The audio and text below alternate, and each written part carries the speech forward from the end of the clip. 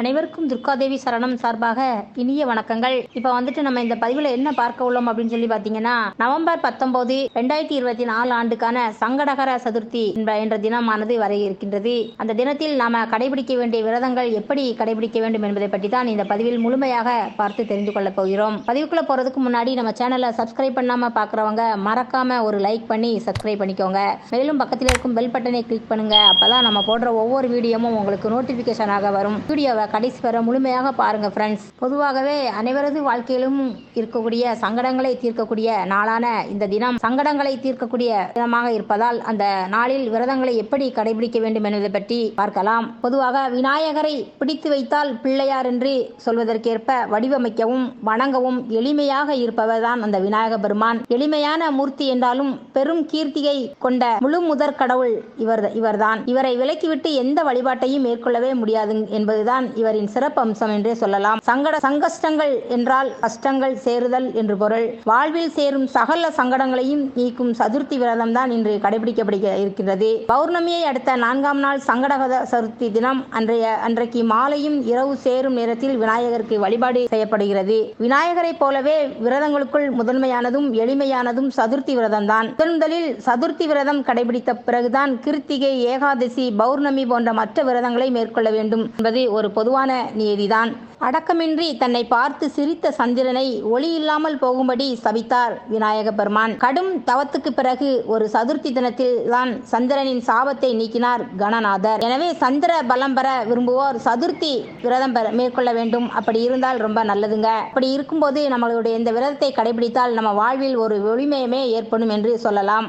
ஒவ்வொரு மாதந்தோறும் வருகிற சதுர்த்தி நாட்களில் விரதமிருந்து விநாயகரை வழிபடலாம் என்று சொல்லப்படுகின்றது சகோதரிகளே. அதை எப்படி நம்ம வழிபடணும் என்று பார்த்தால், விநாயகரை 11 சதுர்த்தி தினங்களில் விரதமிருந்து சதுர்த்தி விரதத்தை பூர்த்தி செய்யலாம். சதுர்த்தி அன்று காலை தினம் குளித்துவிட்டு அருகிலுள்ள ஆலயத்துக்கு செல்ல வேண்டும். பிள்ளையாரை 11 முறை வலம் வர வேண்டும் என்று சொல்லப்படுகின்றது.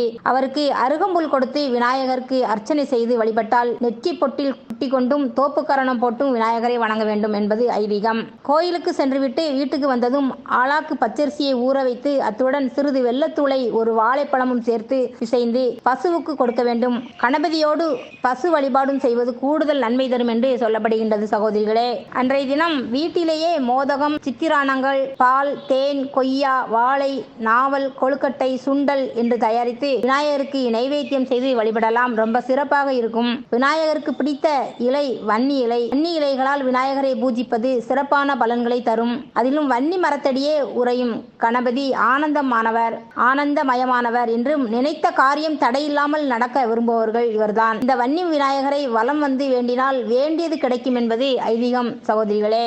மேலும் மரத்தடியில், அரச மரத்தடியில், குளக்கரையை, ஆற்றங்கரை ஆகிய இடங்களில் இருக்கும் கணபதி அவர் விசேஷமானவர். வெட்ட வெளியில் வீட்டிருக்கும் கணபதியை நீராட்டி வணங்குவது நமது தொன்றுதொட்ட வழிபாடாக இருந்து வந்திருக்கின்றது. நீராட்டி பூச்சூடி தூப தீபமிட்டு தெரு பிள்ளையாரை வணங்கினால் தீராத வினையெல்லாம் தீரும் என்று சொல்வார்கள். ஒருமுறை பிரம்மனால் தொழுநோய் பெற்ற நவக்கிரகங்கள் கணபதியை பூஜித்து குணம் பெற்றார்கள். மனிதர்கள் மட்டுமின்றி சகல தேவர்களுக்கும் அருளியவர் இந்த கணபதி பெருமான் தான். விநாயகர் வடிவத்துக்குள் பிரபஞ்சமே வியாபித்து நிற்பதை காட்டும் விதமாக அரிசி மாவுக்குள் தேங்காயும் வெல்லமும் கலந்த இனிப்பான பூரணத்தை வைத்து முதலில் விநாயகருக்கு படைத்து அவரின் அருளை பெற்றார் ரிஷிபத்தினி அருந்ததி. அதன்படி அனலாசுரனை விளங்கியதால் கணபதிக்கு ஏற்பட்ட வயிற்று தீயின் உஷ்ணத்தை குறைப்பதற்காக சப்த ரிஷிகளால் விநாயகருக்கு அருகம்புல் சமர்ப்பிக்கப்பட்டது என்று சொல்லலாம். அதையே நாம் இன்றும் கடைபிடிக்கின்றோம்.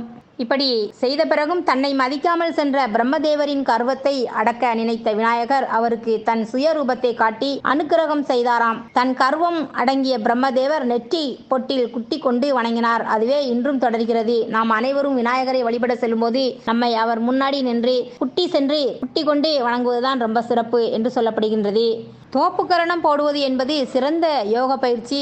ஒருமுறை விஷ்ணுவின் சுதர்சன சக்கரத்தை விழுங்கிவிட்டார் விநாயகர். விநாயகரை சிரிக்க வைத்தால்தான் சுதர்சன சக்கரத்தை திரும்ப பெற முடியும். எனவே விஷ்ணு தோப்புக்கரணம் போட்டு விநாயகரை சிரிக்க வைத்து தன்னுடைய சுதர்சன சக்கரத்தை திரும்ப பெற்றார். இந்த விஷயத்தை காஞ்சி பெரியவர் தம்முடைய அருள்மொழியில் கூறியிருக்கிறார். பிறப்பிலேயே சகல ஞானங்களையும் பெற்ற கணபதிக்கு குரு என்று எவருமே இல்லை.